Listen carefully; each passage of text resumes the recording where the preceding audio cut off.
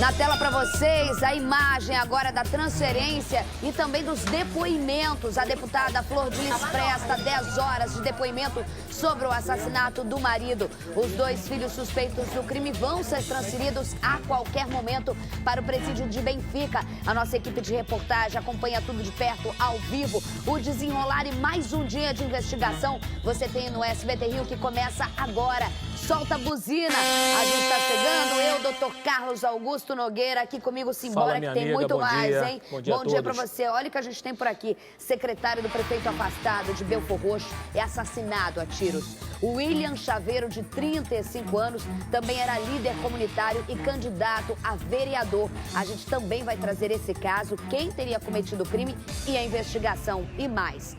Dor e revolta no enterro da universitária assassinada em Jacarepaguá. A família acusa o namorado da vítima, que até agora não se apresentou à delegacia. A gente vai te trazer os detalhes. Ela vai ser enterrada hoje e mais.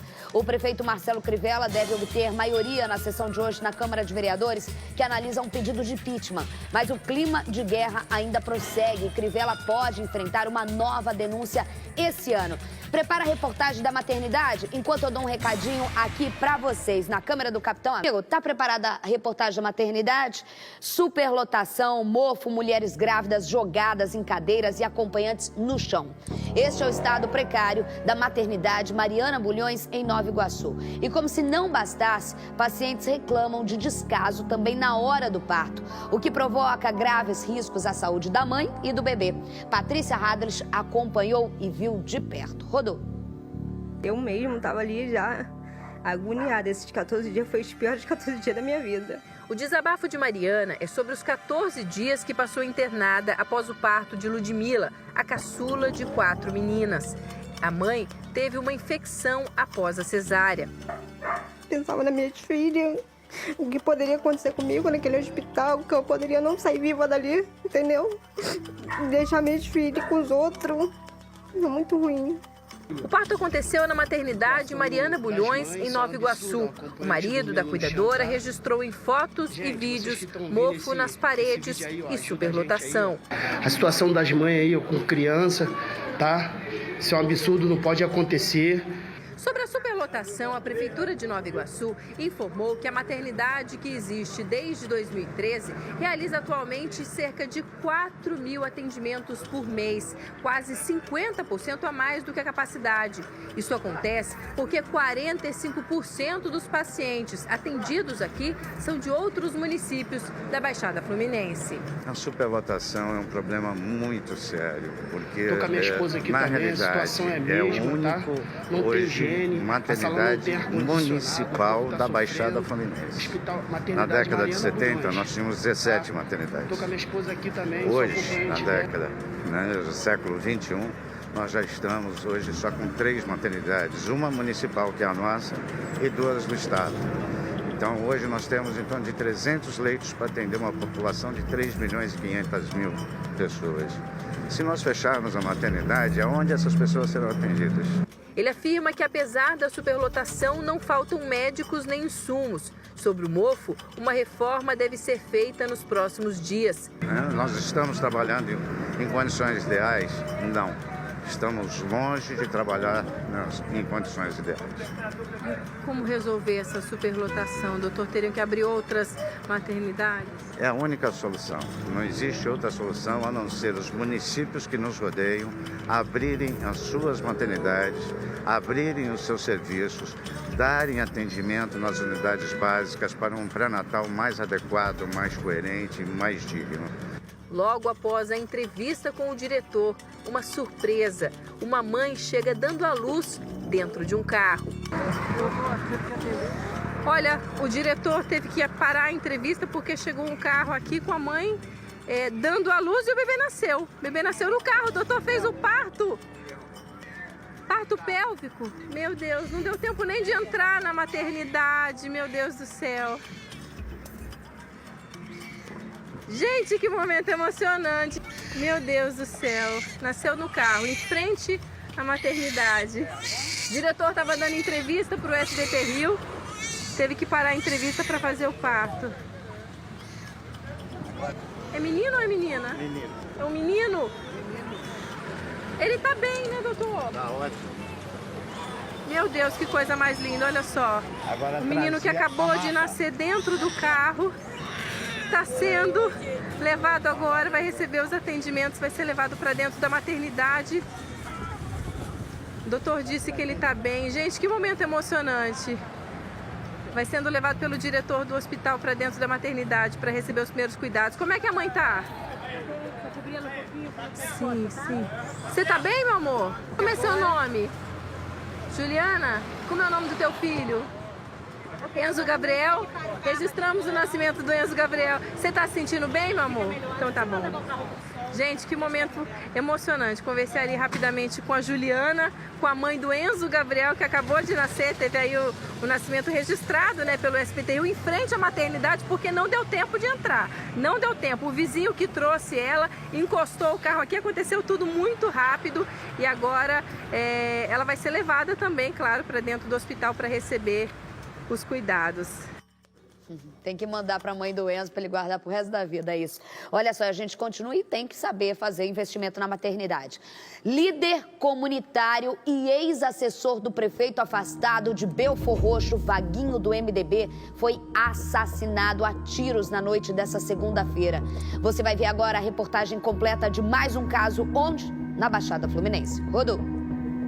O crime aconteceu na estrada Doutor Farrula, em frente ao Colégio Santos Dumont, em Belfor Roxo. William Eulálio Barbosa, William Chaveiro, de 35 anos, era líder comunitário da região Nova Aurora. Segundo testemunhas, ele teria sido abordado dentro do próprio carro por criminosos armados. William tentou fugir, mas os assassinos fizeram vários disparos contra ele. A vítima não resistiu aos ferimentos e morreu no local. William era comerciante e foi candidato a vereador de Belfor Roxo pelo PRTB em 2016. Na época, ele recebeu 360 votos e virou suplente.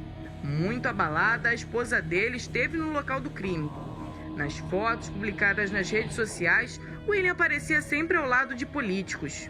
Ele foi assessor do prefeito afastado de Belfor Roxo, Vaguinho do MDB.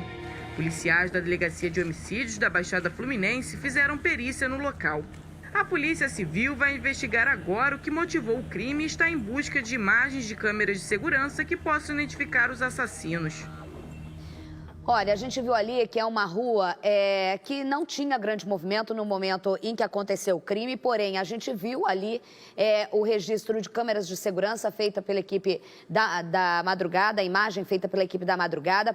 A perícia chegou logo após o crime, a equipe da DHBF. Assim, é o secretário do ex-prefeito de Belfor Roxo, afastado do cargo por suspeitas do que foi mesmo, Humberto? Me lembra aí do que o Vaguinho foi afastado, enfim, não importa. Improbidade administrativa. Enfim, é algo que pode ser nada a ver ligado com as ligações políticas dele? Pode ser qualquer coisa nesse primeiro momento, né, doutor Carlos? É verdade. Mas a polícia trabalha a partir da vítima para descobrir quem poderia ter feito isso. Relacionamento, onde anda, com quem, o que faz nos seus negócios, na vida privada, se é casado, se não é, se tem namorada, se... Agora, eu queria fazer uma pergunta para você que está em casa, porque hoje eu me vejo nessa situação também, que eu sou policial. Se você fosse para a política de Belfor Roxo e quisesse fazer o bem em Belfor Roxo, você ia ter que ter muitos desafetos lá, você ia ter muitos desafetos. Você ia andar por lugares extremamente perigosos. Você ia desagradar muita gente que faz muita coisa errada lá durante muitos anos, certo? Você não acha que para determinados políticos, para determinadas classes que se envolvem em problemas sérios, que querem mudar, fazem o enfrentamento e se expõem, não deveria ter algum tipo de porte de arma, alguma coisa a mais? Porque senão, se o cara meter as caras, acontece isso aí, rapaz. Acontece isso aí. Se o cara meter as caras de forma transparente, com empenho, falando... Mas você tá falando que é o caso deles? Pode ser. Pode ser. Ah, tá. Pode ele ser. É secretário ainda lotado na Secretaria de Educação, né? Pode ser. Ele era lotado antes com o Vaguinho, secretário executivo. Então ele ainda estava na prefeitura. Muita gente roubando, muitos anos, muita gente fazendo coisa errada, muita gente se envolvendo em parada errada. Para mim, essas licitações, a maioria delas nesses municípios, é tudo sacanagem, desculpe o termo. Entendeu? Tudo carta marcada. É quem ajudou na campanha do cara, aí depois presta serviço pro cara. entendeu? Então, assim, tudo Ou seja, é errado. o leque para DH num momento como esse é gigantesco para fazer uma investigação numa pessoa como essa. A gente está falando ligado à política e na Baixada É Fluminense. isso aí. Desagradou alguém, né, Isabelle? Desagradou alguém, ou foi na vida pessoal, ou foi na sua vida laboral, na sua vida de trabalho. Ninguém vai mandar matar porque tá agradando, né? Não, também, ele me agradou muito, vamos matar ele. Não Entendeu? dá. Mas se meter as caras, entendeu? E falar o que tem que ser falado, denunciar quem tem que ser denunciado, fizer tudo, lógico que vai se expor. Vai se expor, sim. A gente está vendo ali, ó, a gente viu nas imagens, a gente está captando, inclusive a perícia aí, o local, a Polícia Militar chega em primeiro momento, aciona a Polícia Civil, no caso a perícia da DHBF. Hoje pela manhã eu falei com o doutor Moisés, é o doutor Cassiano que está nesse caso, ele me falou hoje pela manhã no WhatsApp, doutor Cassiano que está fazendo essas investigações, mesmo que aí os parentes, no momento aí, nossa equipe de reportagem correu para lá, no momento que estava fazendo as imagens, algumas pessoas, porque lá todo mundo se conhece, também, né? Acabou chegando no local ainda com o corpo lá. Mesmo que no momento, no ponto ali, que muita gente falou, tenha um ponto cego, sem câmera, esses caras, quem veio fazer isso ali, quem veio para execução, passou por algum lugar. A polícia faz todo um trajeto. O cara não vem do céu, mata e volta pro céu. O cara passa por algum lugar, o cara adquire a arma em algum lugar, o cara já deve ter feito outras vezes. É um local escuro, ermo. Agora, aquilo dali, primeiro, quando a gente chega, Isabelle, primeiro, normalmente, chegar é a Polícia Militar. A Polícia Militar chegando, ela tem que preservar o local de crime. Para ver digital, para ver, às vezes, um fio de cabelo no carro. Até com a família que chega desesperada para tocar, Agora, né, a Polícia Militar, quando ela chega no local, ela também tem que ver se o cara está com vida. Então, você preserva o local, mas você tem que ver se o cara está com vida, senão você tem que dar socorro. Entendeu? Então, você está vendo o PM, não agora na viatura, mas eu vi o policial militar olhando dentro do carro, mexendo. Ele tem que ver se a pessoa está com... Já está o PM mexendo no carro. Não, é porque ele tem que ver se a pessoa está com vida. Entendeu? Se a pessoa não estiver com vida, ou se tiver alguma chance de ressuscitação, não entendo disso, entendeu? Eu não sou perito, o policial militar tem que prestar o socorro e aí sim tem que mexer no local do crime. Entendeu? Então, assim, a preservação do local do crime, nós já descobrimos, por exemplo, da chinesa na Barra, que mataram policiais que nós prendemos, mataram uma chinesa que fazia transporte de dinheiro, nós pegamos por causa de um fio de cabelo, fizemos uma comparação com o DNA. Foi, né, nessa história, eu me lembro dessa história. Lá no shopping Downtown. Agora, eu estou vendo as imagens aí, ele era lotado na Secretaria Executiva de Educação, né, Humberto? Tinha sido secretário do então prefeito afastado por improbidade, o Vaguinho, e também foi candidato a vereador da cidade. Uma pessoa muito relacionada no meio político, 35 anos, conhecia ali o meio político, sempre nessa parte mais ativa. A gente, num momento como esse, a polícia não fecha nada, né, doutor Carlos? Porque a gente pode estar falando de alguém ligado à política, exatamente. Sim, mas pode ser alguma coisa pessoal. Mas aí, se eu tivesse, apreendido o celular. Exatamente. Mas, Isabelle, se estivesse investigando esse crime, o doutor Moisés é campeão, não é porque é meu amigo, não. É bom, cara bom. Mas se eu estivesse investigando esse crime, eu olharia para todas as nuances, para todas as linhas, mas percorreria a linha da política. Por quê? Porque ano que vem tem eleição. E acontece uma coisa muito impressionante nessa eleição de bairro, chamada eleição de vereador, Isabelle. Às vezes o cara se candidata aqui, se ele não se candidatasse, o candidato da mesma área dele ganharia a eleição. Então são candidatos de conhecidos. Não vou votar nele que é meu vizinho, vou votar nele que é meu primo, vou votar nele que é isso. Então há muita proximidade do candidato para o eleitor, o que tira voto de outros candidatos. Aí é briga feia, Isabelle. Mas quem quiser fazer a coisa certa, eu estou dizendo que ele estava fazendo errado ou certo. Quem quiser tem um enfrentamento, porque diz o que não pode falar, anda pelo lugar que não pode andar, denuncia vagabundo, entendeu? Cagueta licitação, tá entendendo? É isso aí, Isabelle, é por aí. Ou tem informação, né? Porque tá dentro coisa ou tem informação, né?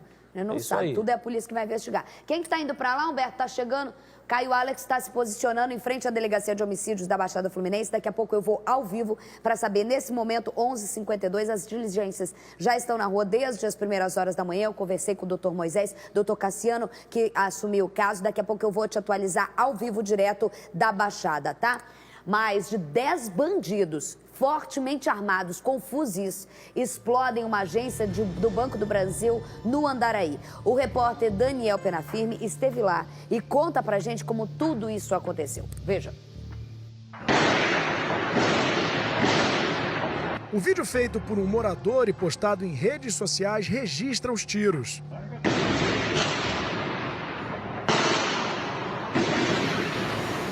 No interior da agência bancária, destruição.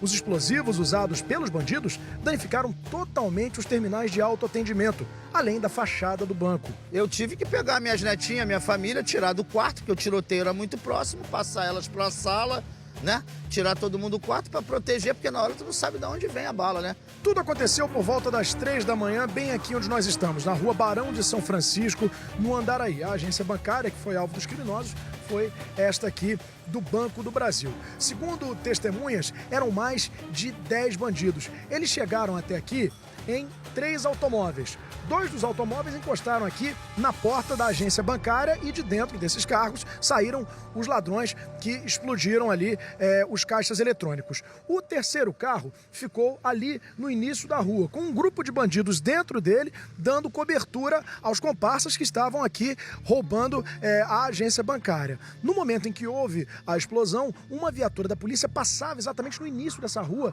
e bateu de frente com esse carro onde havia alguns dos criminosos. Houve então um intenso tiroteio entre os policiais e esses bandidos que estavam meio que isolando a área para que os comparsas fizessem o trabalho aqui na agência bancária. Depois dessa troca de tiros, os bandidos fugiram nos 3 carros nos quais chegaram aqui. Houve uma breve perseguição pelas ruas do bairro, mas até o momento ninguém foi preso. Ainda não se sabe se efetivamente alguma coisa foi levada do interior da agência.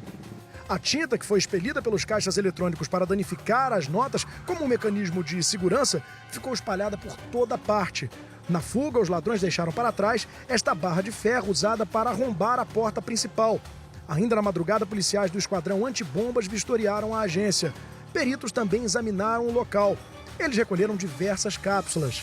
A polícia agora busca imagens de câmeras de segurança da região que ajudem a identificar os criminosos. Foi uma noite terrível, terrível, terrível.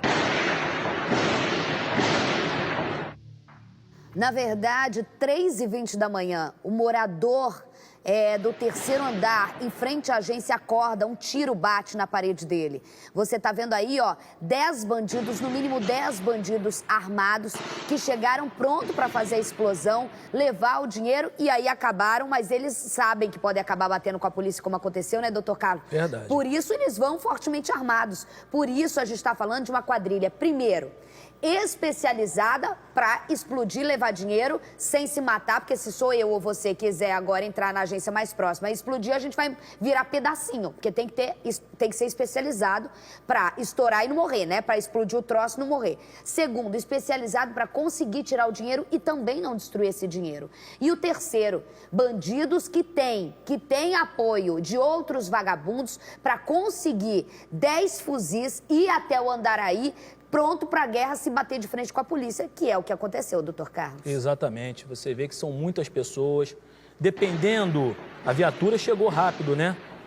E dependendo da quantidade de policiais que for coibir esse tipo de crime, tem que tomar até cuidado, porque sempre são de 3, 4, 5 criminosos a 10 criminosos, apoio, 2 criminosos, eles sabem que carro vão de fazer fuga, estudo de madrugada. local, normalmente tem conivência de funcionário ou conivência de pessoas que já foram funcionárias, entendeu? Tanto da segurança privada, entendeu? Quanto da segurança de fora, externa, infelizmente agentes públicos, tem sempre algum tipo de estudo relacionado a esse tipo. Que faz não isso, é, né, doutor Carlos? Não, tem preparo explosivo, tem um cara que sabe dirigir, tem um cara que sabe armar o explosivo, entendeu? Vou mandar um abraço para os vigilantes aí, heróis que combatem esse tipo de crime aí diuturnamente, um abraço para os vigilantes. Isso aí tem que ter disposição para combater, que o cara vem de bonde, vem de 5 a 10 cabeças. Uma quadrilha, a gente passa 5, 6 meses sem falar, de repente eles começam a tomar forma de novo e a gente, se eu não me engano... São de outros estados, Isabelle. Eles não se organizam rapidamente, não são quadrilhas que ficam migrando de estado para estado, entendeu? Na federação. Mas pega armamento daqui, né?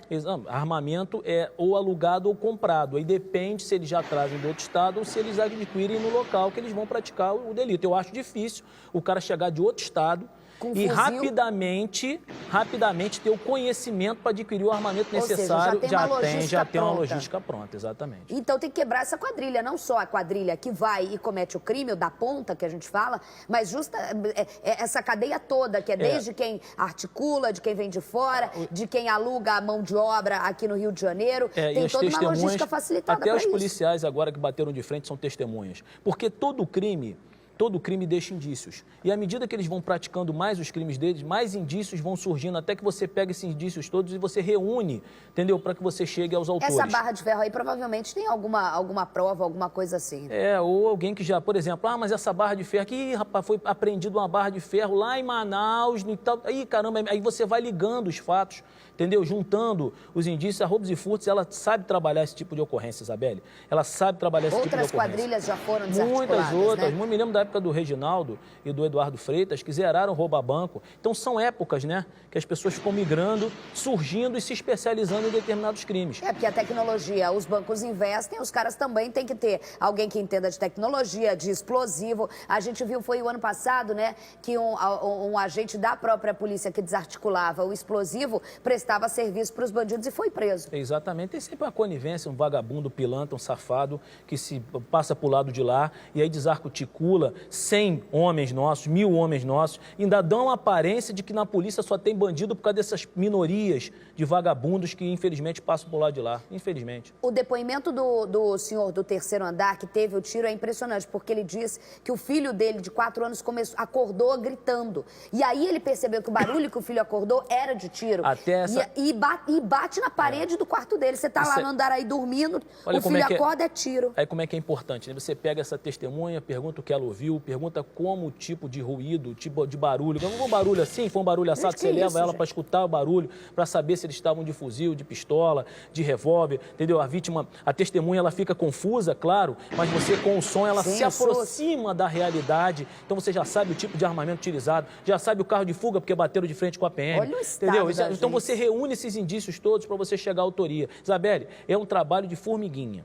Entendeu? Mas quando você pega 2, 3 quadrilhas, você zera, entendeu? Porque nem todo mundo tem essa disposição para fazer isso aí. Nem se chamusca, né? Nem dá uma chamuscada na mão pra gente saber quem é o ladrão, né?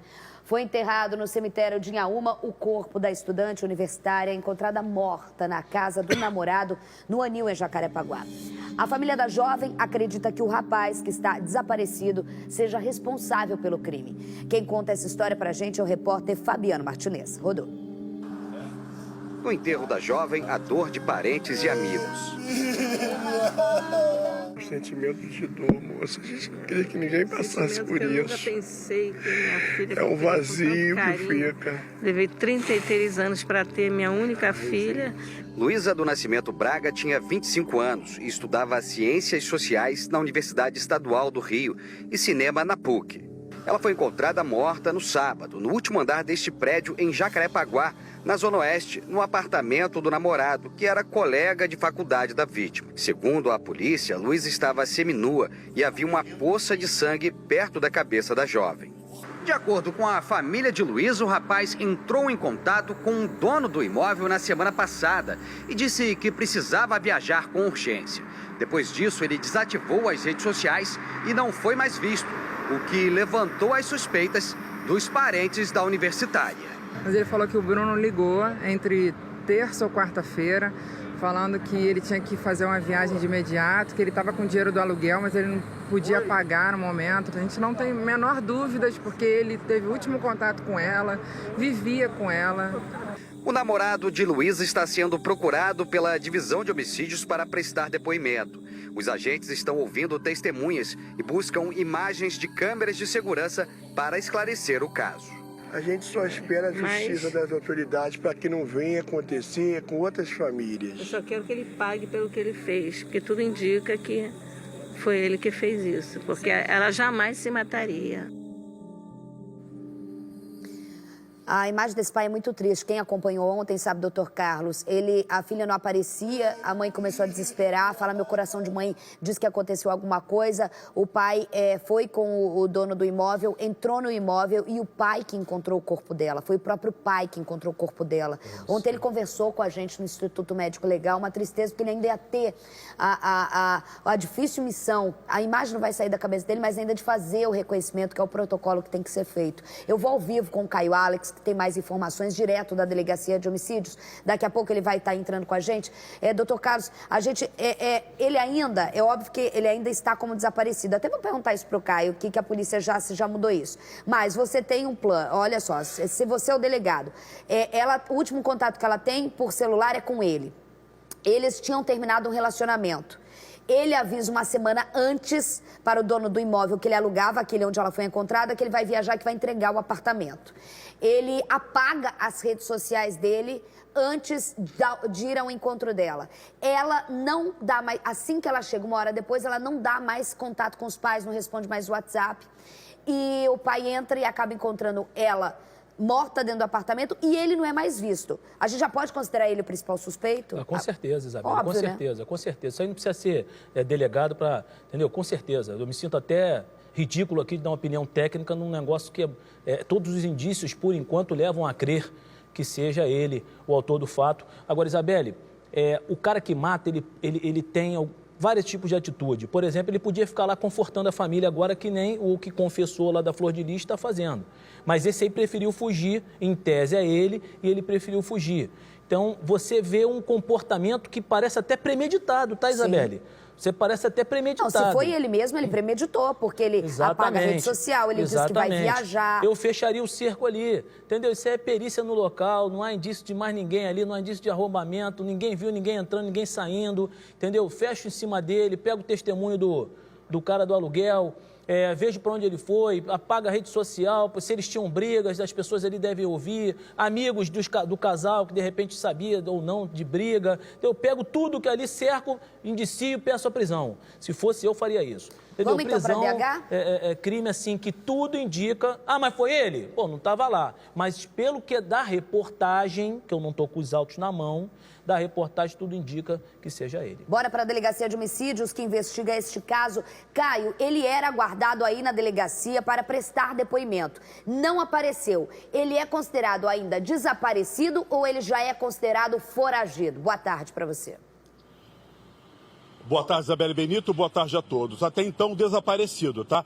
Até porque ainda não tem um mandado de prisão temporária expedida para que ele fosse preso. Então, por isso, ele ainda é considerado desaparecido. Aqui na sede da Divisão de Homicídios da capital estão os pais da jovem e também a prima, da Luísa Nascimento Braga, universitária da UERJ, que foi encontrada morta no último sábado. O último contato que essa jovem fez com a família, né, foi na última terça-feira. Só que na quarta-feira à noite, ela esteve na aula na UERJ ali do Maracanã. As colegas viram e a família já tem essa informação. Uma outra informação passada foi que o namorado estaria esperando ela na porta ali da sala de aula da universidade. E logo depois eles foram vistos saindo juntos. Na madrugada de ontem, Isabelle, chegou a informação que por volta de 2 horas da manhã, o WhatsApp dela foi ligado, né? Estava ali sendo utilizado por alguém.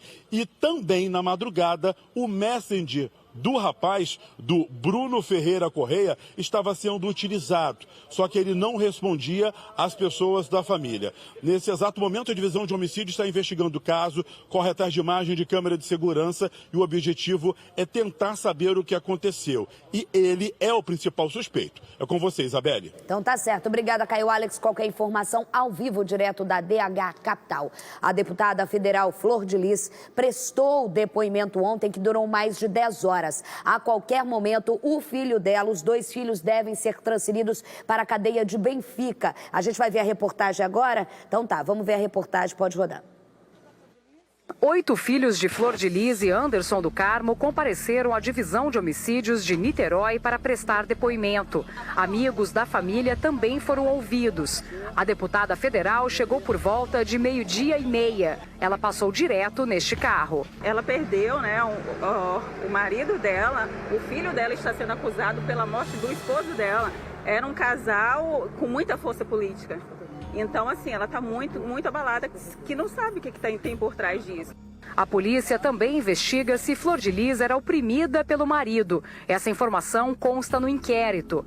Anderson do Carmo foi morto a tiros na madrugada de 16 de junho ao chegar em casa. Imagens do circuito de segurança mostram que ele e Flor de Lis não foram seguidos, o que indica que o assassino já estava lá dentro. De acordo com a investigação, Flávio dos Santos, filho de Flor de Lis, que está preso, confessou ter dado 6 tiros no pastor. Ele deixou o local do crime cerca de 10 minutos depois. Em depoimento, Flávio disse que foi chamar a polícia, só que retornou sozinho.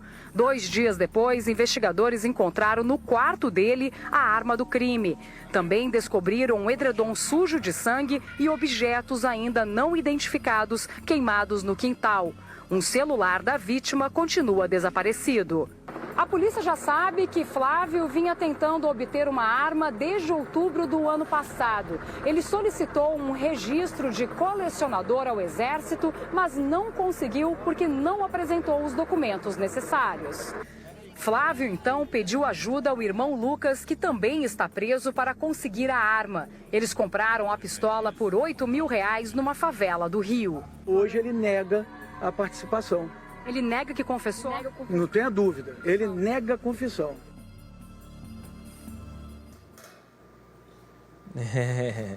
Muda de advogado, o cara nega até a confissão, meu irmão. Tu já viu isso, né? Vai falar o quê, meu irmão? Tu já viu isso, né? O cara vai falar o quê? Rapaz, não, o cara vai falar o quê? O cara vai falar o quê? Eu chego às vezes em juízo, tem a arma reconhecida, vou depor. Vou te falar aqui, vou depor.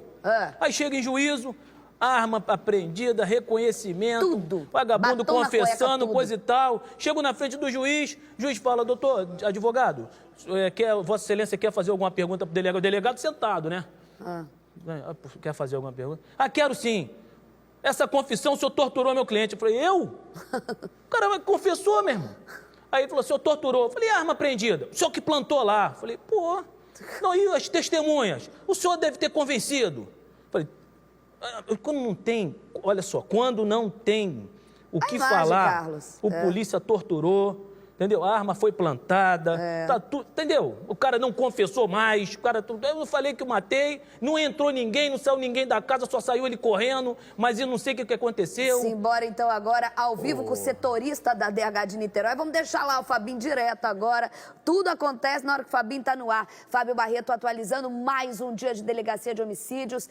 Ontem um dia de, como você disse, 10 horas de depoimento da deputada, mas por enquanto sigilo total. Dá para saber se aconteceu alguma cariação? O que aconteceu nessas 10 horas dentro da sala da doutora Bárbara Lomba? Ô, Fabinho, boa tarde. Oi, Isabelle, ótima tarde para você, boa tarde também para o Carlos Augusto, para todos os telespectadores. O que aconteceu, posso te adiantar, né? A Flor de Lis se emocionou muito, chorou copiosamente em alguns momentos. O depoimento teve que ser pausado em algumas etapas para que ela pudesse se recompor, enfim. Foi um depoimento muito emocionado por parte da Flor de Lis. Isso eu posso garantir para você. Evidentemente que existe a expectativa que ocorram outros depoimentos, possivelmente até ainda hoje aqui na delegacia, envolvendo mais 2 pessoas, provavelmente pessoas essas que estariam dentro da casa. Mais um movimento aqui, o que está acontecendo? Não está acontecendo nada, ok. É porque realmente a todo instante há um movimento aqui de jornalistas, há um movimento de policiais e a gente fica atento porque tudo começa a acontecer efetivamente a partir desse momento do meio da tarde, né? Mas o fato é que existe a possibilidade de outras pessoas que circulam pela casa, que têm frequência dentro da casa, estarem aqui hoje para complementar os depoimentos já em confronto com aqueles que ocorreram ontem aqui na Delegacia de Homicídios. Mas em relação à transferência, porque existe essa possibilidade dos irmãos Lucas e Flávio serem transferidos ainda hoje para o presídio de Benfica, em relação a essa transferência, não existe nenhuma notícia confirmada, pelo menos por enquanto, que isso possa acontecer ainda hoje. Mas o que eu posso adiantar é que até quinta-feira os advogados, né, dos filhos do Lucas e do Flávio terão acesso aos autos e, consequentemente, irão pedir o relaxamento da prisão. A priori, foram os próprios advogados que pediram para que tanto Lucas e Flávio saiam daqui, porque a carceragem aqui da delegacia não teria condições salubres, então eles precisam ser transferidos para um local que seja mais adequado, no caso, presídio de Benfica, cadeia de Benfica. Em consequência disso, até quinta-feira, repito, os advogados deverão recorrer com o relaxamento da prisão, mantendo essa versão de que agora o Flávio não confessou nada porque não tinha um advogado presente no momento da confissão. Essa é a alegação feita pela defesa dos 2 filhos. Agora, a Flor de Lis afirmou hoje, através da sua assessoria, que logo mais às 4 horas da tarde, numa sala comercial, num prédio comercial na Barra da Tijuca, vai dar uma entrevista coletiva para esclarecer os fatos. Mas ainda ninguém sabe dizer se, de fato, o celular do marido do Anderson foi entregue às autoridades e se todas as perguntas, ainda sem respostas, foram efetivamente respondidas aos investigadores. Isabelle. Doutor Carlos Augusto Nogueira, falar na frente do delegado no momento em que é confrontado e não tem advogado ainda, não vale depois? Pô, pelo amor de Deus, rapaz. Pelo amor de Deus. O que acontece? Uma coisa é você ter os autos, o processo. Outra coisa é o que aquilo ali vai representar para a opinião pública. Como a opinião pública vai julgar aquilo. Quando ele fala que não teve confissão, ele está tentando não fazer com que não tenha confissão. Claro que teve. Mas ele quer que a opinião pública não faça um julgamento antecipado da cliente dele. Quando ele fala que tem que ter um advogado, entendeu? Ele quer que a opinião pública não faça um julgamento ruim e antecipado da cliente dele. Não precisa de nada de advogado. Não vai confessar. Mas eu matei. Não, confessa não, meu irmão. Esperar um advogado. Mas o que? Mas eu matei. Não interessa se você matou, meu irmão. Não importa que a morte, importa a presença do advogado. Eu vou até pedir agora, porque a SBT Rio ao vivo do ao vivo, eu gosto de rir dessas coisas. Pede para alguém que está na redação o vídeo que está correndo aí, o final do vídeo que está correndo de uma pregação, né? Da pastora há uns meses atrás em relação ao próprio marido. Tem como pedir para alguém aí, Humberto, retirar só um trechinho? Tá. Por que eu falo isso? Porque agora a polícia entra numa etapa e a gente está acompanhando esse caso desde as primeiras horas. SBT Rio tem a liberdade, tem a agilidade. A gente vê o Fabinho entrando correndo e vai trazer informação. A gente corta do ao vivo, do meio da reportagem. Você fica sabendo tudo aqui, porque a gente durante 1h30 abre e a gente está acompanhando esse caso. Um dos principais, apesar do Rio de Janeiro não parar de acontecer coisas. Mas, Carlos, entra numa fase agora em que começa a se entender, após a parte técnica, imagem, depoimento, isso e aquilo, essa relação interpessoal. Porque uma coisa é o que você aparenta ser, outra coisa é e que ninguém é igual ao que aparenta ser. Eu não sou, o Carlos não é, ninguém é, isso daí não existe. Cada um, ninguém vai postar. Eu e o Carlos, que quantos anos a gente se conhece? 6 anos. 6 anos. A gente vai postar foto bonitona no Instagram e tal, mas às vezes a gente tem embate, fala, pô, Carlos, mas isso e aquilo. A gente não vai botar isso em rede social. Qualquer relacionamento, amizade, familiar, as pessoas têm uma imagem da coisa e no interior ninguém é tão perfeitinho daquele jeito. Começa a se analisar aquele relacionamento, né, Carlos? Mas aí a gente vê, a gente vê depoimento disso, de que ele seria muito imperativo, começam a aparecer, e para a polícia tudo é importante, né? Vou te fazer uma pergunta, porque se nesse meio, nessa uma semana, se vazaram algumas informações que Bárbara Lomba disse. São relatos e eu trabalho com fatos, beleza, mas aqui a gente pode analisar. Antes de eu perguntar isso pro Carlos, bota a reportagem aí sobre a novidade do caso, você vai ver agora quais são os próximos passos nessa investigação, que a polícia quer saber quem exatamente está envolvido, quem exatamente executou ou mais de uma pessoa acabou executando o plano, e se tem mandante e o porquê. Rodou. Depois dos depoimentos, a estratégia agora dos advogados da deputada federal Flor de Lis é questionar e desconstruir as investigações da polícia. Um dos objetivos do escritório que defende a família da pastora é invalidar o depoimento dado por Flávio, filho de Flor de Lis, que confessou ter executado Anderson do Carmo. Os representantes da parlamentar alegam que o depoimento de Flávio não teria validade jurídica, porque foi feito sem a presença de um advogado. Hoje, Flávio e o irmão Lucas dos Santos, também acusado de participação no crime, serão transferidos para uma cadeia pública. A deputada federal Flor de Lis, que ontem procurou esconder o rosto ao deixar a delegacia após depoimento na condição de testemunha, prometeu hoje, às 4 horas da tarde, atender os jornalistas para uma entrevista coletiva. Ela deverá enfrentar a imprensa para responder se entregou à polícia o celular do marido, o que viu e o que sabe no momento do crime, e as suas razões, que a levam a dizer que desconhecia a arma encontrada no quarto do filho, e por que afirma estar sendo vítima de calúnia. E como se não bastasse, Flor de Lis terá que explicar também as investigações de um outro inquérito policial, que apura suspeitas de desvios de verbas da Prefeitura de São Gonçalo, onde o seu instituto, que fica no município, teria se beneficiado. Essa investigação foi aberta no ano passado após um requerimento do Ministério Público do Estado à Polícia Civil.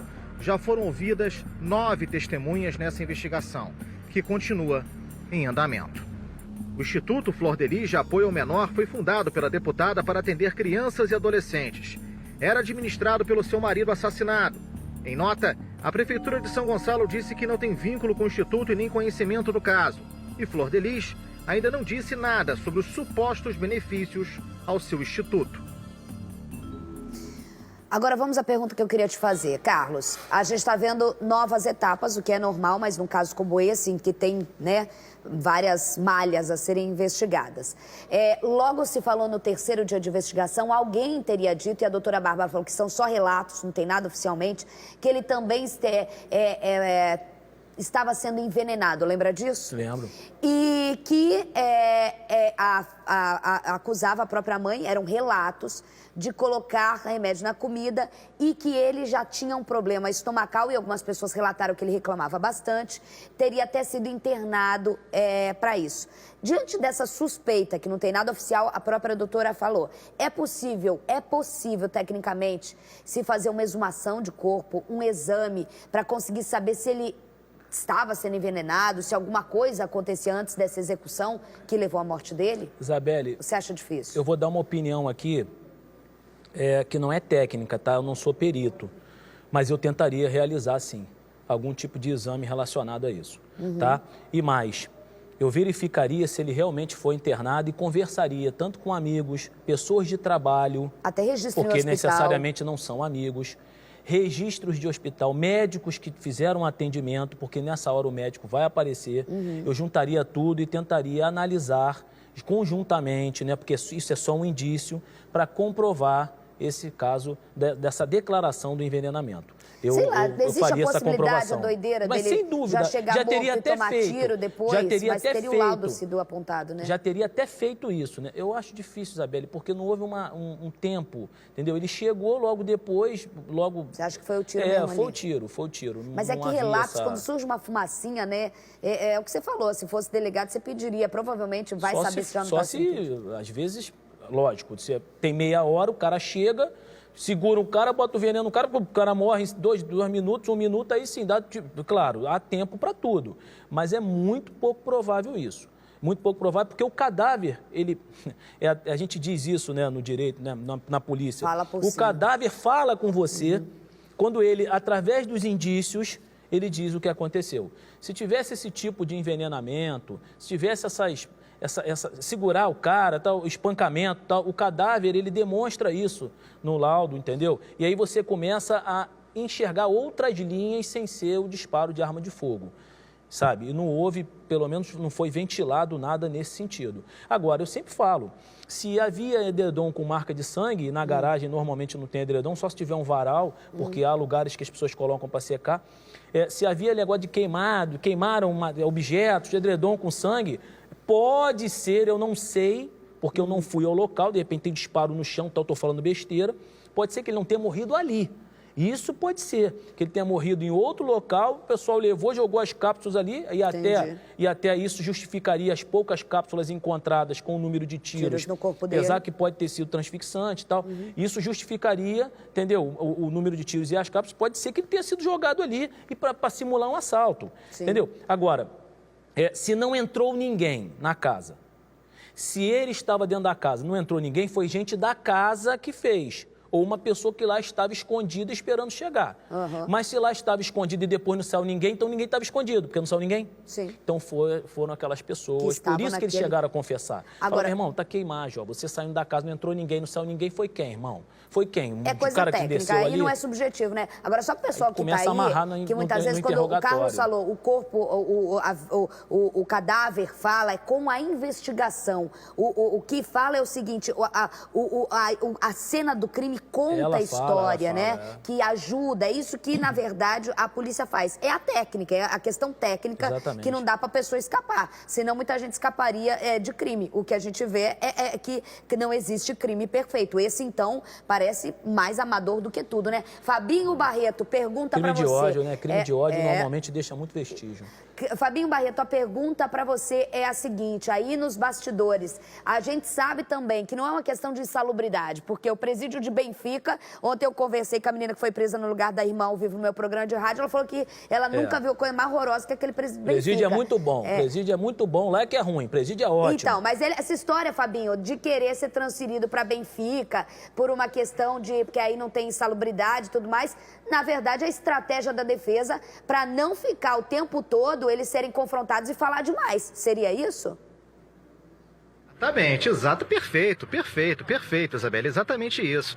É a estratégia técnica da defesa para retirá-los daqui, para que eles não fiquem próximos aos delegados investigadores, né? Para que eles parem de sentir a pressão. Né? Afastá-los daqui nesse momento é uma estratégia extremamente inteligente e capaz justamente para você evitar esse contato próximo com os investigadores, porque a todo momento eles podem serem retirados, né, da carceragem e serem conduzidos a uma nova cariação, a um novo depoimento, a uma nova conversa, sabe-se lá como, enfim, tudo pode acontecer. Então, retirá-los daqui nada mais é do que uma questão de estratégia. Assim, oficialmente você vai dizer, mas aqui não tem condição salubre, então leva para o presídio, leva para a cadeia de Benfica, porque lá você tem uma condição melhor, até o pedido do relaxamento da prisão. Quer dizer, tudo isso é pensado, é calculado, né? Porque o que os advogados querem, Isabelle, nesse instante, nesse minuto, ou pelo menos nesse momento, né? É desconstruir as investigações, é desconstruir tudo aquilo que já foi investigado, tudo aquilo que foi dito e falado, né? Os advogados querem que tudo tenha quase que um novo início, para que eles possam acompanhar e, de certa forma, pressionar também as investigações da polícia, fato que isso não vai acontecer, né, em hipótese alguma. Agora, tem também um detalhe envolvendo os cães, os cachorros, que até agora não se sabe qual foi o resultado, né, daquele exame que foi feito nos animais que teriam sido sedados, os animais da casa que não latiram, que não reagiram, né, a tudo que aconteceu dentro da casa. E há de saber também o que foi queimado naquela fogueira, né, o que foi ali realmente destruído, que tipo de prova realmente, ou se é que havia realmente alguma prova, tivesse sido colocada ali naquela fogueira para que os investigadores da DH não tivessem acesso. Quer dizer, tudo isso ainda são perguntas guardadas também pela própria investigação para que o quebra-cabeça seja bem montado, bem fundamentado, para que realmente, se é que tiver que acontecer, aconteça uma reviravolta e, consequentemente, também, por que não, novos pedidos de prisão, Isabelle. Fabinho, doutor Carlos, porque se você, são várias coisas aí. No caso, afastar os dois de estar em contato o tempo todo com os inspetores e com os delegados. Tanto é que são 4 vezes em que o pessoal do SAMU foi chamado, porque ele passa mal no momento que ele vai falar com a delegada, em que ele é confrontado nos depoimentos. Outro ponto, a questão do celular, né? A questão dos cachorros, a questão da fogueira, que está aparecendo aí na imagem. Se você não mora num sítio, numa zona rural, não é costumeiro você queimar coisas no fundo da sua casa. Pelo contrário, é um perigo. Isso aí é ocultando prova. E tudo indica que seja, já que houve um fato criminoso... Que houve um fato criminoso, é óbvio. Eu queria até elogiar esses advogados, eu conheço o trabalho deles, sabem trabalhar, hein? Esses advogados sabem trabalhar. Então, logicamente, estão tentando defender o cliente, são teses que é o papel minoritárias, também, né? não majoritárias, são teses minoritárias, estão tentando trabalhar. Eu respeito muito o trabalho deles. Isabelle, houve um fato criminoso, se houve queima de objetos, não sei se fazem fogueira, churrasco, entendeu?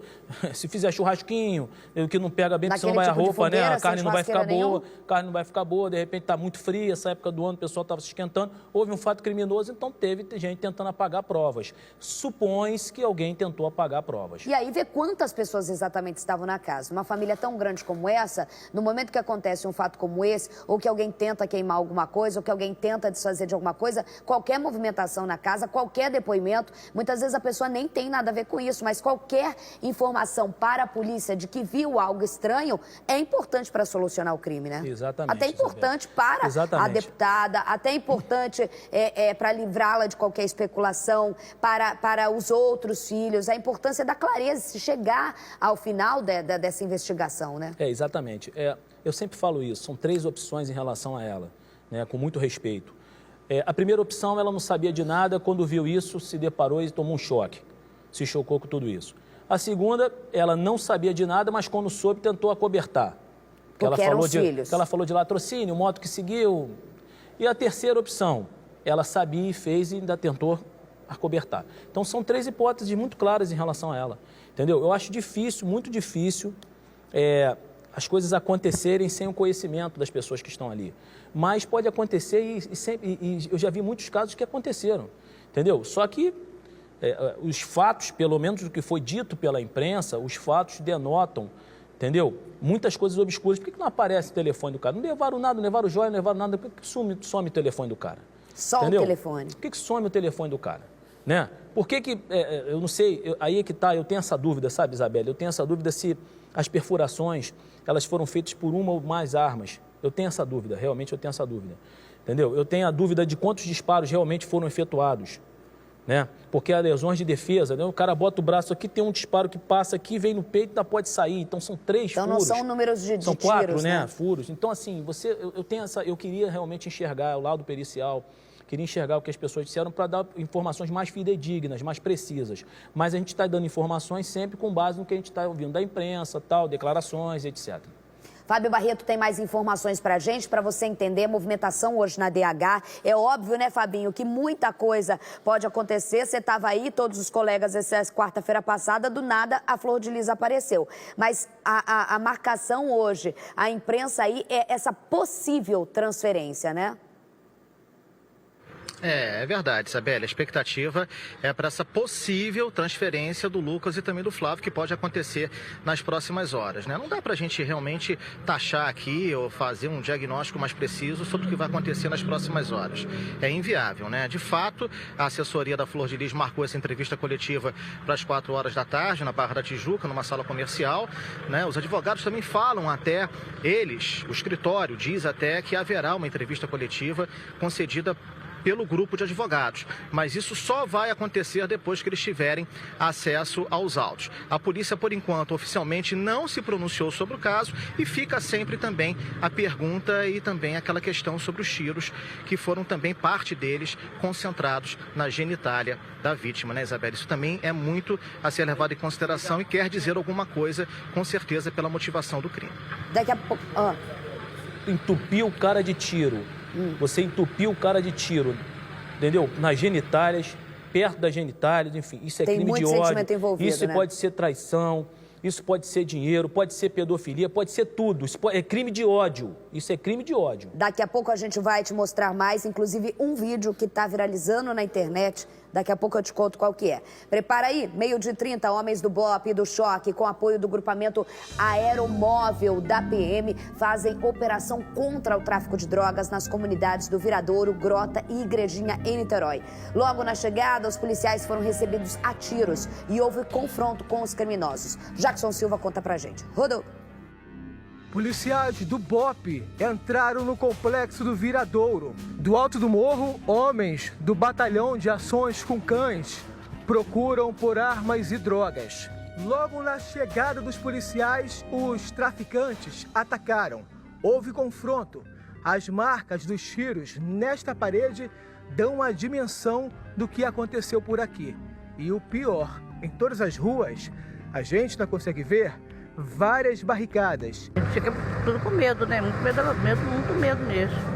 Apavorado, né? Em meio à troca de tiros, um homem foi atingido e socorrido no hospital da região. Segundo a Polícia Militar, com ele, os PMs apreenderam um fuzil, um rádio de comunicação e drogas. Um dos objetivos da operação é prender os traficantes responsáveis por vários crimes em Niterói. O complexo do Viradouro é um dos mais violentos do município, na região metropolitana do Rio de Janeiro. Os bandidos daqui também costumam assaltar nas ruas da cidade. A gente observa sim que a violência tem aumentado bastante aqui no centro de Niterói. O que eles roubam exatamente? Meu amigo, por exemplo, perdeu a bicicleta um dia desse, né? Um estudante da UFA. E assim por diante. Ao todo, são mais de 500 mil habitantes que sofrem com a violência. É muito pouco policial, tem que ser mais policial. Uma cidade que até então era pacata, agora virou mais uma preocupação para o Estado. Nossa cidade, que no passado era considerada a quarta mais tranquila do nosso país, hoje a considera altamente violenta. Tudo isso pelo descaso das nossas autoridades, e nós estamos ficando exilados, presos, lacrados, por conta da bandidagem que nos assalta todo dia, toda hora aqui na nossa cidade. Isso é uma vergonha, um absurdo.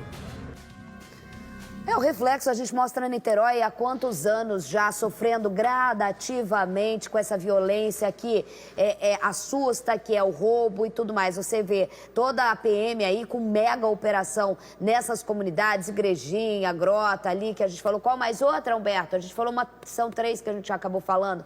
Viradouro, a gente vê aí, ó, antes você falava de operação contra o tráfico de drogas. Sim, é contra o tráfico de drogas. Aí tá o fuzil, o radinho, o papelote, mas é também para prender os caras e coibir a ação desse tipo de roubo que reflete diretamente nessas entrevistas que a gente teve aí, doutor Carlos, na insegurança das pessoas. Niterói gradativamente foi tomada pelo tráfico, que agora também rouba. Isabelle, tá muito ruim, mas graças a Deus está melhorando. Os números estão... Quanto a fatos, não há argumentos. São quase menos 70% de policiais mortos no Rio de Janeiro, gente. Entendeu? Ah, mas eu sou contra o governador, que se dane governador. Estou falando da política de segurança. Pô, são quase 70% a menos de policiais mortos. Quem disser que não está melhor é maluco. Ah, mas morreu mais vagabundo. Pô, tem que ser o inverso? Tem que ter mais policial morto? Só que está muito ruim. Eu acho que o tráfico de drogas é um grande desafio.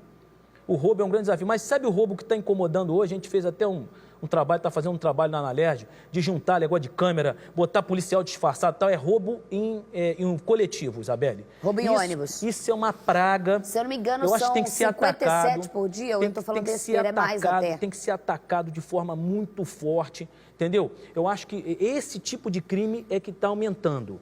Entendeu? Então a gente tem que combater isso. O resto está diminuindo e está muito ruim. Estou falando que está ruim, tá? Só estou falando que está melhorando. Mas tem que ter ação de combate a esse tipo de ladrão que bota o terror e assusta morador de Niterói, Baixada, seja onde for. É que algumas áreas sofrem mais mesmo. 12h34, guerra em Nova Iguaçu. Traficantes e milicianos disputam pelas comunidades no município. E aí sobra para quem? Para a população que fica em meio ao tiroteio. Veja. Os milicianos tomaram tudo. Tá? Eles entraram aqui na madrugada aqui. Essas áreas todas aqui, que era do tráfico, os caras entraram e tomaram tudo. O áudio de alerta é de um morador do Cabo Sul, em Nova Iguaçu, na Baixada Fluminense. A guerra entre traficantes e milicianos terminou com pelo menos um morto, de acordo com a polícia. Nesse vídeo que circula nas redes sociais, é possível ver 5 pessoas feridas por tiros. Elas teriam envolvimento com o tráfico de drogas. Além do Cabo Sul, localidades conhecidas como Paraíso, Grão-Pará, Marapicu e Danon também foram ocupadas pela milícia. Os milicianos seriam do bando de Danilo Dias Lima, o Danilo Tandera, foragido da Justiça, encarregado de expandir os negócios do grupo paramilitar para a Baixada Fluminense. A Polícia Militar reforçou o patrulhamento no local. Falar igual falaram em Nova Iguaçu, deixa que se matem. Mas tem a população pobre no meio, meu filho. Tem a população que acaba vendo uma chacina na porta de casa. E olha só, a gente já viu no bar, na briga entre eles, quem acaba morrendo também é quem tá pronto. Quem também tá ali no meio. Então não tem como fechar os olhos para uma guerra de bandido com bandido, bandido do A com o B, bandido da especialidade. Não tem como, doutor Carlos. Tem que se fazer presente. Isabelle, as pessoas estão assim, delegado, pô, você ajudou Nova Iguaçu a ter segurança presente, um projeto que a Alerj vai bancar para Nova Iguaçu, mas você não está comemorando. Gente, eu não estou comemorando porque Nova Iguaçu tem que ter um batalhão de polícia. Isso que tem que ter em Nova Iguaçu. E se Mesquita, Isabelle, tem um batalhão que atende Nova Iguaçu, Mesquita tem 500 policiais, vamos dar um exemplo, 500 policiais. Se 100 atendem em Nova Iguaçu, por que não coloca os 100 em Nova Iguaçu e faz um batalhão em Nova Iguaçu? Por quê? Nova Iguaçu tem que ter um batalhão. Como é que pode o 4º maior município do estado do Rio de Janeiro, acredite você, em casa, não tem um batalhão de polícia? E aí eu sou essa suspeito guerra para ganha falar. força maior. Exatamente, exatamente, porque nessa guerra o tráfico, a milícia e os agentes públicos envolvidos, policiais corruptos envolvidos nisso, Rapaz, ex-policiais, que dão essa guarita e que o comerciante, que o cidadão de bem fica com medo de denunciar, com medo de bater no ouvido desse policial corrupto. Mas o Disque Denúncia não tem como acontecer isso. Nem eu tenho como saber. Nem eu, porque você acha bom? Não, não é isso. É porque a gente tem mais acesso à informação. Nem eu tenho condições de saber o que se passa no Disque Denúncia. É um recado para as pessoas que querem denunciar. Entendeu? Ah, mas usa um orelhão, usa telefone dos outros. Não tem problema. Denuncie. Sabe por quê? Aí você combate o tráfico e combate a milícia. Em relação a vagabundo ficar se matando, Isabelle, eu tenho dois discursos. Tem o discurso verdadeiro e o discurso mentiroso. Aí você escolhe qual você... O verdadeiro é que a gente tem que intervir por causa do cidadão, mas eu também não vou arriscar para minha vida, o cara quer se matar, que se mate. Beleza. Entendeu? Mas eu tenho que trabalhar. Tá certo. 20 para 1, meio-dia 38, na verdade. Eu estou falando mentira por 2 minutos aqui. Meio-dia 38. Foi realizada hoje a missa de 7º dia pela morte do jornalista Romário, do site Lei Seca Maricá. A polícia ainda não sabe quem cometeu o crime. As imagens das câmeras mostraram que quem fez é quem é profissional. Veja. A Igreja Matriz Nossa Senhora do Amparo, no centro do município de Maricá, estava lotada. Familiares e amigos vieram para a missa de 7º dia do jornalista Romário da Silva Barros, que tinha 31 anos. Ele tinha o sonho do filho que a gente estava tentando há pouco tempo e não conseguimos, né? Romário Barros foi assassinado com 2 tiros na cabeça e um no pescoço faz uma semana em Araçatiba, quase em frente à sede da OAB de Maricá. Em uma rede social, a viúva de Romário, Islay Monerá, fez um post falando que ele amava exercer a profissão de jornalista. Ele levantava qualquer hora da noite para ir atrás da matéria. Eu ficava brava e ele, não, mas eu tenho que ir porque é minha profissão e eu amo acima de tudo. Romário era dono do portal Lei Seca Maricá, o mais influente e lido da cidade. A página foi criada havia 9 anos. É especializada em matérias de polícia, denúncias de políticos de Maricá, entre outros assuntos. Na página pessoal dele, Romário gravou um vídeo com um documento do Ministério Público, provando que era inocente. Ele chegou a ser apontado de ter ligações com milicianos. Que eu não tenho nenhum envolvimento com a milícia, está aqui nessa certidão, e isso daí que estão divulgando na cidade de Maricá não passa de uma fake news. Até agora, nenhum criminoso foi identificado e a Polícia Civil está atrás, principalmente, do assassino. A Divisão de Homicídios trabalha com pelo menos 3 hipóteses: acerto de contas, execução a mando de políticos ou até mesmo de milicianos, que agem aqui no município. Ele não merecia, ele era um menino puro. Quem fez isso, uma pessoa mesmo muito cruel, gente, porque ele era um menino grande. E tá sendo investigado na DH. Bota as imagens, a gente mostrou no dia, assim que teve as imagens das câmeras de segurança. Aí tá a missa de 7º dia, mostra que são... O doutor Marcos estava aqui, contou 7 segundos em que o cara desce do carro, doutor Carlos, totalmente, você não vê nada. A câmera de segurança, você não vê nada, nem nada da pele, nada. Não tem a câmera de segurança no VT, gente? A câmera que mostra a morte dele?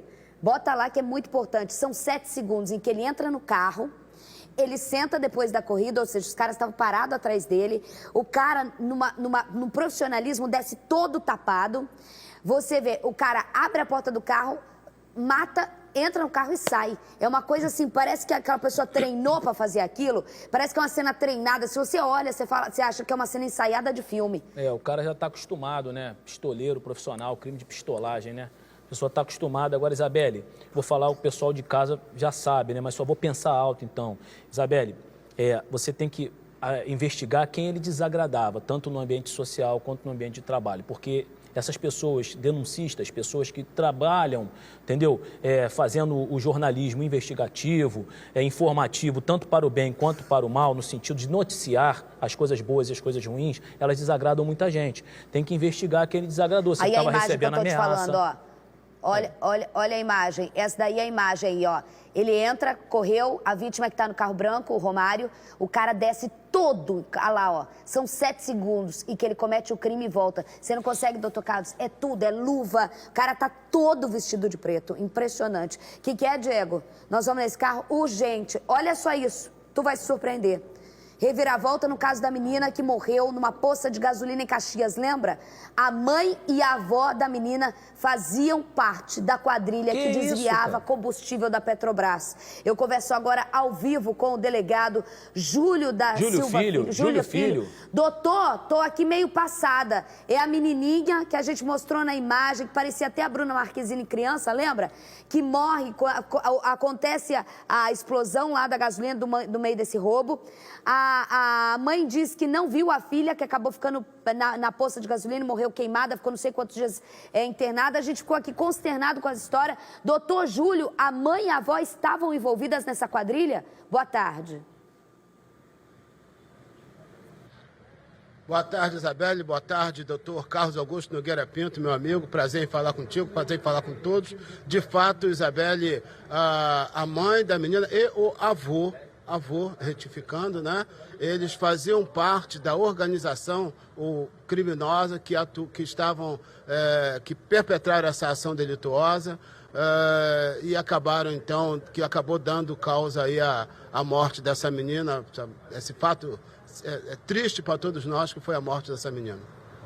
O que eu vejo, que eu paro para pensar, é que a punição de fazer parte dessa quadrilha foi a maior que essa mãe e esse avô podiam ter, né?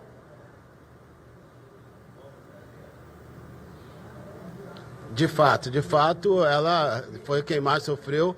Inclusive, ela mostrou todo esse sentimento por ocasião da internação. Ela ficou internada lá o tempo todo, juntamente com a criança. Ela sofreu aí a pena mais grave nessa situação. A gente acompanhou, a gente tem imagem dela chorando, uma mãe que perde uma filha, mas eu não vou me furtar de fazer a pergunta, por mais dura que seja, porque naquele dia não vou julgar, eu ainda não julgo mãe de jeito nenhum, e acho que ninguém deve julgar mãe, mas a gente estava lidando com fatos técnicos aqui. Doutor Júlio, eu me lembro que ela falou o seguinte, quando aconteceu a explosão, durante a madrugada, todo mundo estava em casa, a gente se viu lavado de gasolina e aí eu saí correndo e aí a filha foi encontrada não sei quanto tempo depois dentro dessa poça já com queimaduras. Isso é verdade? Por que eu pergunto isso? Não vou julgar a mãe também, pode ser que num susto e tal, mas pode acontecer o que for. Uma mãe não esquece de um filho, ainda mais numa explosão. O instinto é você agarrar sua filha e sair correndo. Isso eu nunca falei em respeito à dor dela, que eu respeito muito também, mas diante desse novo fato, de que ela estava envolvida com esse crime que acabou acontecendo a morte da filha dela, eu não posso deixar de perguntar para você, o que ela conta é verdade? Bem, Isabelle, a nossa investigação não confirmou essa versão que ela apresenta, entendeu? A nossa investigação confirma, segundo depoimentos de testemunhas, e foi mais de uma testemunha que nos informou que ela tomava parte já há algum tempo da organização criminosa. A atuação dela era ficar fazendo a vigilância, né? Chamado vulgarmente de olheiro. Ela era olheira da organização criminosa para informar acerca da aproximação da polícia ou de vigilantes da Petrobras. E era essa a atuação dela no momento em que o fato ocorreu. Você vê, né? Provavelmente fazendo parte ali, né, doutor Carlos? Doutor Júlio é sempre cauteloso na hora de falar, em respeito. Mas aí, com informação, era olheira. Agora, saber, a menina estava onde? Estava com ela no momento da explosão, deu errado, porque negligenciaram e mataram essa menina. O Júlio Filho é um delegado que, diga-se de passagem, eu aprendi muito com ele, tá, Isabelle? É um grande investigador de polícia, profissional de polícia. E eu vou dizer uma coisa para você aqui, que a gente, quando se depara com esse tipo de investigação, Isabelle, acontece. Quando você se depara com uma investigação que é muito inusitada, e se você der uma declaração, você pode até pagar até um dano moral, ser processado, você confirma 10 mil vezes.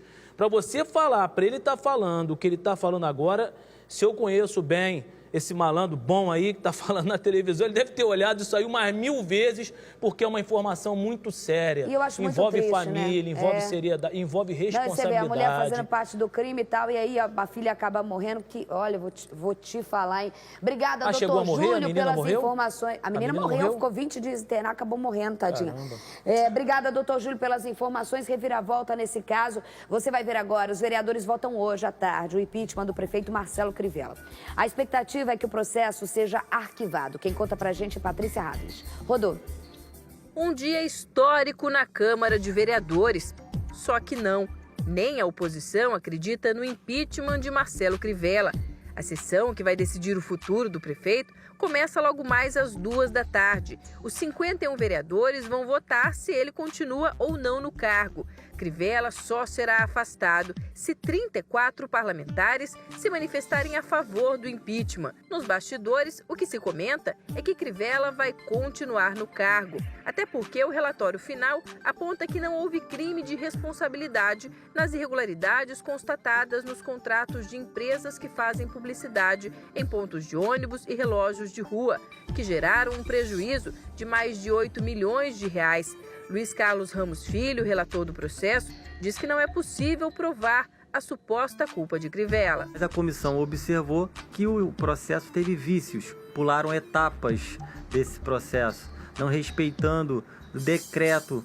A gente entende que o prefeito foi induzido ao erro. A vereadora Tereza Berger pensa diferente. Como não tem culpa? Ele foi o último a assinar. Se tem o autorizo dele, ele é o gestor.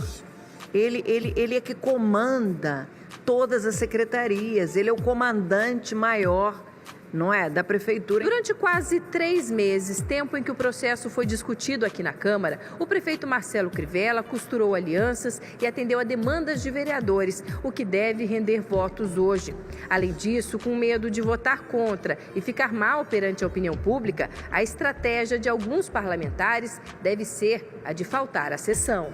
Nenhum vereador aliado ao prefeito quis gravar entrevista. Este cidadão reclama. Nosso Rio de Janeiro está um caos, né? E está jogado às baratas. Então eu acho que desde o dia quando ele tomou posse, não resolveu o Rio de Janeiro em nada. Já este outro eleitor é mais cauteloso. Se há alguma irregularidade, ele tem que ser aplicada a lei para ele, como tem que ser aplicado para todos que estão de forma irregular, estão praticando atos ilícitos.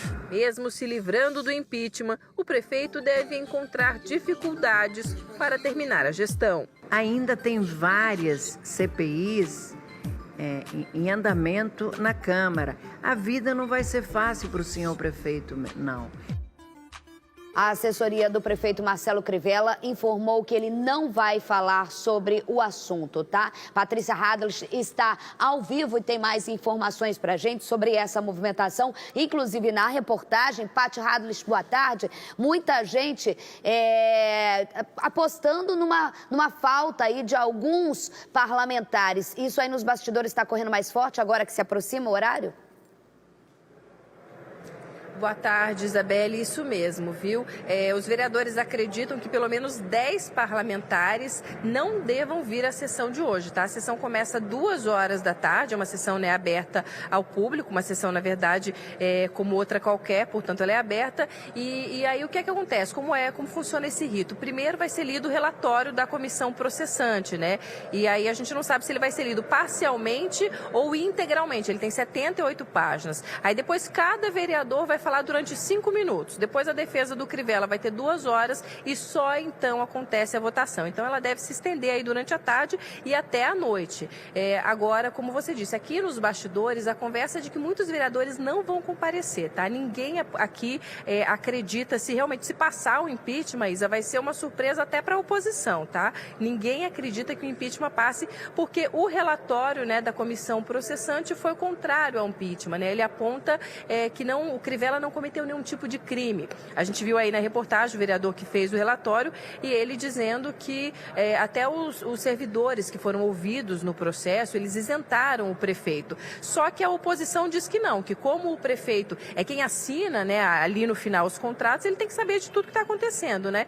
E foi um contrato, uma renovação de contrato com a empresa de publicidade feita assim, de uma forma afobada, né, sem licitação, causando um prejuízo milionário. A empresa dizia que estava tendo prejuízo, mas a prefeitura não foi lá nem fazer os cálculos para ver se esse prejuízo era real. Ela simplesmente renovou o contrato. Mas para a comissão processante isso não configura crime e, portanto, sem crime não existe impeachment. Agora deve ser um dia tumultuado, né, aqui na Câmara. Por enquanto a movimentação é tranquila, poucos vereadores passaram por aqui, a gente ainda não sabe como é que vai ser esse comparecimento, só que para que realmente exista esse impeachment são necessários 34 votos, né? 2/3, e isso a princípio não deve acontecer, Isabelle. Tá certo, Paty, obrigada pelas informações ao vivo aí direto da Câmara de Vereadores. Flagrante de assalto em Nova Iguaçu, sua terra, Carlos. Bandido rende funcionário. Tá demais Nova Iguaçu hoje. Bandido rende funcionário e faz a limpa no caixa, veja. Este homem de camisa vermelha chega até o caixa e mostra que está armado. Ele rende os 2 funcionários da farmácia. Pede a bolsa do entregador e a chave da moto. O homem que está no caixa dá o celular. O bandido manda o motoqueiro abaixar as mãos e fala para o outro funcionário retirar todo o dinheiro do caixa. A ação dura cerca de 1 minuto. O criminoso ainda verifica as outras gavetas do caixa e encontra mais dinheiro. Quando uma mulher se aproxima, ele sai.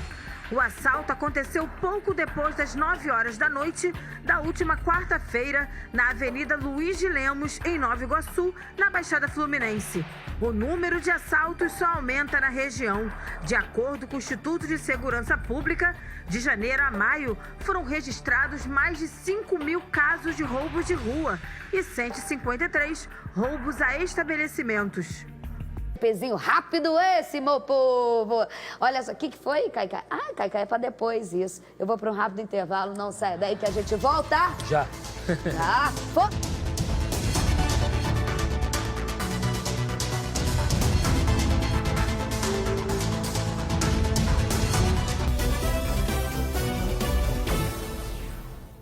Estamos de volta, estamos juntos. Deixa eu botar o sapato aqui, gente. Beijo pra quem, doutor Carlos? Rafael Rodrigues e suas filhas Valentina e Rafaela, Kátia Sirlene, Bento, Paulo Martins, Mike Oliveira, Jorge Roberto, Cristiane Oliveira, Fernanda Baixo, Nossa Cristina Senhora. Inei, Até amanhã turma a de gente Direito pode da continuar. Estácio de Macaé. Muito maneiro isso. Um abraço a todos. Eles Fiquem com sempre Deus. comem o tempo dos meus beijos, né, gente? Olha só, nosso telão, beijo pra dona Lolo, de Nova Friburgo. A Jucimara aqui falou pra eu mandar um beijo. Beijo, dona Lolo. Um beijo também pra Lu. A Lu, minha manicure, acaba de falar, cadê meu beijo? Tá aqui, gatona. Beijo pra você.